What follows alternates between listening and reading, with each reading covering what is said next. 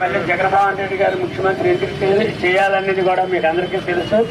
ఎందుకంటే steel plant private పరం చేయాలని బీజేపీ ప్రభుత్వం కేబినెట్ లో నిర్ణయం తీసుకున్న నేటి వరకు కూడా అది ప్రైవేట్ పరం కాలం తీయలేదని శత విధాలుగా ఈ రాష్ట్ర ముఖ్యమంత్రి వర్యులు జగన్మోహన్ రెడ్డి గారు ప్రయత్నం చేస్తున్నారు. ఖచ్చితంగా మరి అతని సహకారం ఉండబట్టే ఈవేళ సుమారు 1200 రోజులు బట్టి ఈ టెంట్ ఏ విధమైనటువంటి ఇబ్బంది లేకుండా నడుస్తుందంటే ఈ రాష్ట్ర ముఖ్యమంత్రి వర్యులు సీఎం గారు ఆశీస్సులతోనే నడుస్తున్న సంగతి కూడా తెలుసు. ఖచ్చితంగా ఈవేళ మరి ప్రైవేట్ పరం చేసిన బీజేపీతో జత కట్టినటువంటి చంద్రబాబు నాయుడు కానీ ఇవాళ పవన్ కళ్యాణ్ కానీ మరి ఏమై ముఖం పెట్టుకొని ఇవాళ స్టీల్ ప్లాంట్ గురించి కాపాడుతామని మాట్లాడగలరు, ఓట్లు అడగగలరు. ఇది కూడా కార్మిక సోదరులందరికీ తెలుసు. కాబట్టి ఖచ్చితంగా ఈ ప్రైవేట్ పరం చేస్తున్నటువంటి మరి మోడీ గారితో జత కట్టినటువంటి చంద్రబాబు నాయుడికి కానీ పవన్ కళ్యాణ్కి కానీ బుద్ధి చెప్పి ఎట్టి పరిస్థితుల్లో క్యాండిడేట్లకి డిపాజిట్ కూడా రాకుండా చేసి మీరందరూ కూడా మీకు విజ్ఞులు ఎక్కువ చదువుకున్నటువంటి మరి వ్యక్తులు కనుక మీకు అన్ని విషయాలు తెలుసు కనుక జానగొట్టే ఓట్లేసి సీరియల్ నెంబర్ 1 మీద ఎంపీ గారు ఝాన్సీ లక్ష్మీబాయి గారికి అలాగే గుడివాడ అమర్నాథ్ గారికి ఖచ్చితంగా ఫ్యాన్ గుర్తు ఓట్లేసి గెలిపించాలని అభ్యర్థించడానికి వచ్చారు. వాళ్ళ అభ్యర్థుల్ని మన్నించి మనం అందరం కూడా ఫ్యాన్ గుర్తు ఓట్లు పడే విధంగా కృషి చేయాలని నిర్ణయించుకుంటూ నిర్మిస్తున్నాం. Thank you very much. Gajuwaka assembly నియోజకవర్గ అభ్యర్థి గుడివాడ అమర్నాథ్ గారు, విశాఖ పార్లమెంట్ అభ్యర్థి బొత్స ఝాన్సీ లక్ష్మి గారు, మరి స్టీల్ ప్లాంట్ ఎంప్లాయీస్, కాంట్రాక్ట్ కార్మికులు, వారి కుటుంబ సభ్యులందరినీ కూడా మరి తమ అమూల్యమైన ఓటు అభ్యర్థించడానికి వచ్చారు. మరి 2 గుర్తులు ఫ్యాన్ గుర్తు సీరియల్ నెంబర్ 1 వారికి వేయాలని మరి ఈ సందర్భంగా మన daring and dashing candidate Gajuwaka Gudivada Amarnath గారు 1 నిమిషం మాట్లాడిన తర్వాత ఎంపీ గారు మాట్లాడతారు.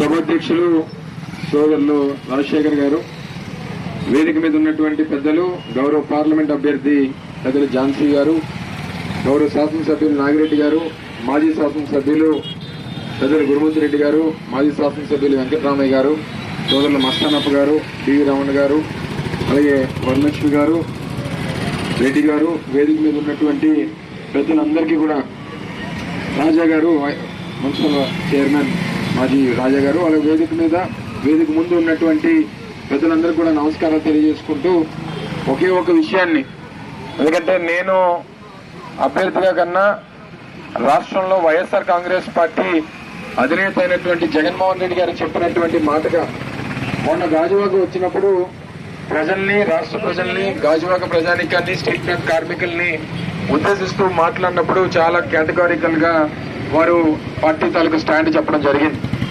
ఎట్టి పరిస్థితుల్లో కూటమికి ఓటు వేస్తే స్టీల్ ప్లాంట్ ప్రైవేటీకరణకు సంబంధించి మద్దతు తెలిపినటువంటి వారు అవుతారు. వైఎస్ఆర్ కాంగ్రెస్ పార్టీకి అమరుకు ఓటేస్తే తప్పకుండా ప్రైవేటీకరణ జరగకుండా చూసేటువంటి బాధ్యత వైఎస్ఆర్ కాంగ్రెస్ పార్టీ తీసుకుంటుంది అనేటువంటి విషయాన్ని చెప్పడం జరిగింది. గడిచినటువంటి 1184 రోజులుగా ఈరోజు కోరవనపాలెం జంక్షన్ లో యూనియన్లు అన్ని కూడా కలిసి చేస్తున్నటువంటి పోరాటానికి దాదాపు 3 సంవత్సరాల నుంచి మద్దతు ఇస్తున్నటువంటిది రాష్ట్ర ప్రభుత్వం, వైఎస్ఆర్ కాంగ్రెస్ పార్టీ. ఏ రోజు ఏ ఒక్కరి మీద కేసు పెట్టడం కానీ, ఏ ఒక్కరిని ఇబ్బంది పెట్టడం కానీ, లేదా మీ పోరాటాలు విరమించుకోండి అని చెప్పడం కానీ, లేదా మీరు ఈ పోరాటం చేయడానికి వీల్లేదని కానీ, లేదా లా అండ్ ఆర్డర్ కి అఘాతం కలుగుతా ఉంటే మీరు ఎట్టి పరిస్థితుల్లో ఉద్యమాల్ని విరమించుకోండి అని చెప్పినటువంటి విషయం కానీ ఏ రోజు కూడా జరగలేదు. ఎప్పుడు కూడా చేసినటువంటి ప్రతి పోరాటాన్ని మద్దతు పలికేటువంటి కార్యక్రమాన్ని చేశాం. ఆ రోజు పెద్దలు పాదయాత్రలు చేసినా, పోరాటాలు చేసినా, లేదా కార్మిక సంఘాలు కలిసి ఉద్యమంగా ఒక సమావేశాలు పెట్టిన రాష్ట్ర మంత్రి హోదాలో కూడా నేను వచ్చి మాట్లాడినటువంటి ప్రభుత్వాన్ని నేను రిప్రజెంట్ చేస్తూ మాట్లాడినటువంటి విషయాలు కూడా మీ అందరికీ తెలుసు. అదే ముఖ్యమంత్రి జగన్మోహన్ రెడ్డి గారు గతంలో చెప్పడం జరిగింది. ఆ రకంగానే దానికి కట్టుబడి ఉన్నాం, నిలబడి ఉన్నాం. తప్పకుండా పోరాటి తీరుతాం. ప్రైవేట్ పరంగా జరగకుండా చూసేటువంటి బాధ్యత కూడా వైఎస్ఆర్ కాంగ్రెస్ పార్టీ తీసుకుంటుంది అనేటువంటి విషయాన్ని కూడా ఈ సందర్భంగా తెలియజేస్తా ఉన్నా. ఇచ్చినటువంటి మాట ప్రకారం తప్పకుండా కట్టుబడి ఉండేటువంటి బాధ్యతని వైఎస్ఆర్ కాంగ్రెస్ పార్టీ తీసుకుంటుంది అనేటువంటి విషయాన్ని కూడా తెలియజేస్తూ ఒకే ఒక్క విషయాన్ని చెప్పి విరమించుకుంటా. ఓటమికి ఓటేస్తే స్టీల్ ప్లాంట్ ఓటమి, వైఎస్ఆర్ కాంగ్రెస్ పార్టీ ఓటేస్తే స్టీల్ ప్లాంట్ గెలిచినట్టు అర్థం అనేటువంటి విషయాన్ని మీరు అందరూ కూడా దయచేసి గమనించాల్సిందిగా కోరుతా ఉన్నా. ఎట్టి పరిస్థితుల్లో కూటమికి ఓటేయడానికి వీల్లేదు. నేను అందుకనే చెప్పా, నేను కాదు, అందుకనే తర్వాత కూడా పార్లమెంట్ సభ్యులు ఈ రోజు కావాలంటే పార్లమెంట్ అభ్యర్థి గారి అనుమతి లేకుండా నేను వారి తరఫున వారి ఇంట్లో బిడ్డగా వారి కొడుకుగా నేను మాటిస్తా ఉన్నా. ఇప్పటికీ ఇంకా 48 గంటలు ఎన్నికలకు సమయం ఉంది. ఇప్పటికన్నా కేంద్ర ప్రభుత్వం ఏదైతే ఇప్పుడున్నటువంటి భారతీయ జనతా పార్టీ కానీ లేదా తెలుగుదేశం పార్టీ కానీ వారితో జతకట్టినటువంటి పార్టీలు కానీ ఇప్పటికీ ఎన్నికలకి ఇంకా ఓటింగ్ కి దాదాపు ఇంకో 72 గంటలు ఉంది. ఇప్పటికీ నేను ఏదైతే మొన్న సవాల్ చేశానో, ఏదైతే నేను ఒక రిక్వెస్ట్ అనుకుంటారో, సవాల్ అనుకుంటారో, ఛాలెంజ్ అనుకుంటారో, ఏదనుకుంటారో, ఇప్పటికన్నా వారి తాలూకా నిర్ణయాన్ని వెనక్కి తీసుకొని మేము ప్రైవేట్ పరం చేయం, దీన్ని ప్రభుత్వ రంగ సంస్థగానే కొనసాగుతామంటే మేము మా పోటీ నుంచి తప్పుకునేటువంటి దానికి సిద్ధంగా ఇప్పటికీ కూడా ఉన్నాం అనేటువంటి విషయాన్ని ఇప్పుడు కూడా తెలియజేస్తా ఉన్నాం. ఆ ఎన్నికల అడ్వాంటేజ్ ఏదో లేదా ఈ సీట్లు కావాలంటేనో లేకపోతే ఇంకోటో ఏది కావాలన్నా సరే వాళ్ళు ఇచ్చేసేటువంటి దానికి సిద్ధంగా ఉన్నాం అనేటువంటి విషయాన్ని మరొకసారి రీట్రేట్ చేస్తూ, అదే రకంగా రేపు కూడా మీరంతా కూడా గమనించాలి, రాష్ట్రంలో కనీసం గతంలో 22 ఎంపీ సీట్లు వైఎస్ఆర్ కాంగ్రెస్ పార్టీకి ఇచ్చారు. తప్పకుండా దానికన్నా ఒకటన్నా ఎక్కువ గెలుస్తాం. రేపు కేంద్రంలో కూడా వైఎస్ఆర్ కాంగ్రెస్ పార్టీ తాలూకా మద్దతు ఏ రాజకీయ పార్టీ కన్నా అవసరం పడుతుంది. వారికి మద్దతు ఇచ్చేటువంటి క్రమంలో స్టీల్ ప్లాంట్ ప్రైవేటీకరణ వెనక్కి తీసుకుంటాం అంటేనే వైఎస్ఆర్ కాంగ్రెస్ పార్టీ రేపు కేంద్రంలో ఏ ప్రభుత్వానికన్నా మద్దతు ఇస్తుంది అనేటువంటి విషయాన్ని కూడా ఈ సందర్భంగా మరొకసారి తెలియజేసుకుంటూ, రేపు జరగబోయేటువంటి ఎన్నికల్లో పెద్దలు ఝాన్సీ గారికి నాకు ఇద్దరికి కూడా ఫ్యాన్ గుర్తు మీద ఓటేసి గెలిపించమని మిమ్మల్ని అందరూ కూడా ప్రార్థిస్తూ ధన్యవాదాలు.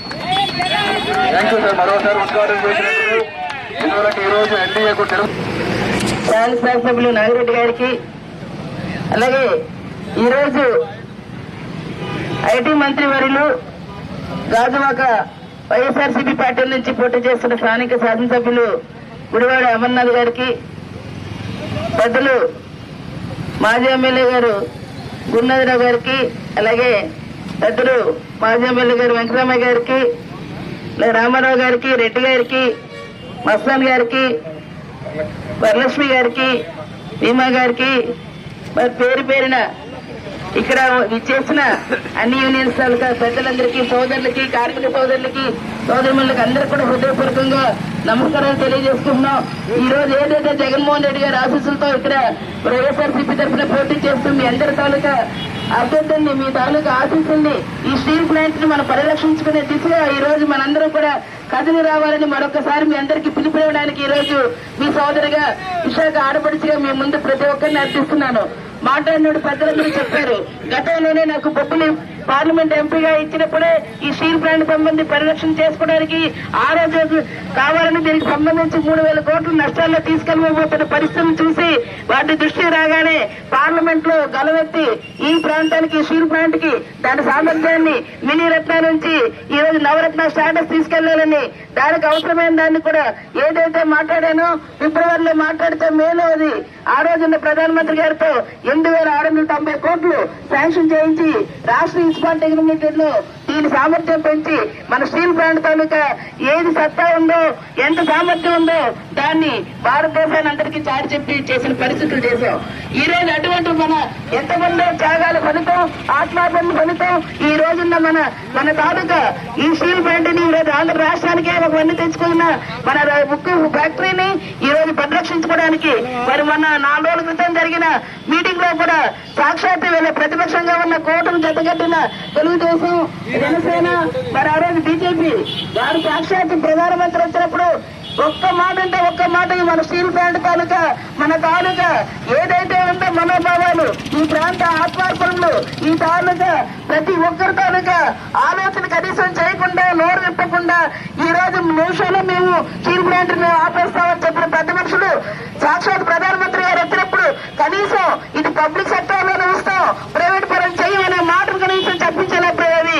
వీళ్ళు మనకి ఓటేస్తే మళ్ళీ మా ముఖ్యమంత్రి గారు జగన్మోహన్ రెడ్డి గారు చెప్పారు, వారు 2 సార్లు గతంలో ఇచ్చారు, మీరు ఏదైతే రుణం ఉందో దాన్ని రీషెడ్యూల్ చేయండి, మూలధనాన్ని క్యాపిటల్ గా పెట్టుకోండి, మళ్ళీ స్టీల్ ప్లాంట్ పరిరక్షించండి. దానికి సంబంధించి ఇప్పటికే మా ప్రాంతం ఎన్నో గ్రామాలు ఖాళీ చేసి ఎంతమంది ఉద్యోగాలు, కుటుంబాలు మరియు ఆత్మార్పణ చేసుకుని వచ్చిన ఇటువంటి ఫ్యాక్టరీని పరిరక్షించుకునే దానికి ఈ రోజు మీరు సహకరించండి అని 2 సార్లు పెట్టడం అసెంబ్లీలో తీర్మానించారు. సాక్షాత్తు ఐటీ మంత్రిగా ఉండి కేబినెట్ అంటే వేళ మరి ప్రభుత్వం తరఫున వచ్చి కూడా అనేకమైన మన నిరాహార దీక్షల్లోని వాటిలో కూడా వారు పాల్గొని వారు మన తాలూకు ఖచ్చితంగా స్టీల్ ప్లాంట్ పరిరక్షించుకోవడమే మన ధ్యేయంగా తీసుకెళ్లి చెప్పడం జరిగింది. అంతేకాదు ఇప్పుడుగానే మేము సహాయాలు విసురుతున్నాం. ఏదైతే మా అమరుపుడు కూడా ఇప్పుడే మాట్లాడారు, ఏదైతే ఈ స్టీల్ ప్లాంట్ ని మీరు మా దమ్ము ధైర్యం నిజాయితీ ఉంటే మీరు ఇప్పటికైనా మించిపోయింది లేదు. 78 గంటలు ఇంకా ఉంది.